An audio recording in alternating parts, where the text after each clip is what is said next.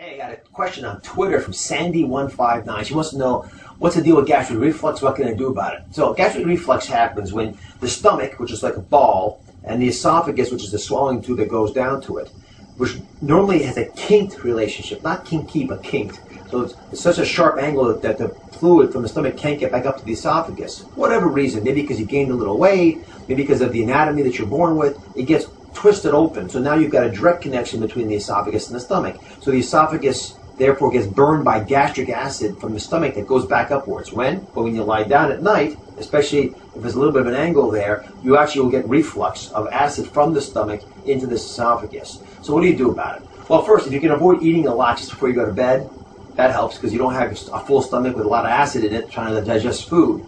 Secondly, don't ever go to an angle where the acid can rapidly flow into the esophagus. Most people say sleep on some pillows. It doesn't work. Guess why? Because within an hour or so you roll off the pillows. So take a couple books, finally a good use for books, put them onto your headboard. That lifts the mattress up a tiny bit, keeps you a little bit of an angle so that stomach-esophagus relationship stays like this. The acid can't come back up into the stomach.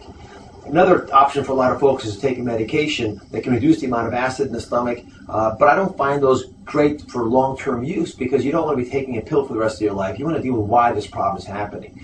And that's one of the reasons I always tell folks to lose weight, because what often is happening is the stomach is being pulled down by the fat. And when the fat in your belly pulls the stomach down, it opens up that angle, makes it easier for reflux to occur. Weight loss helps that stomach come back up to where it was supposed to be.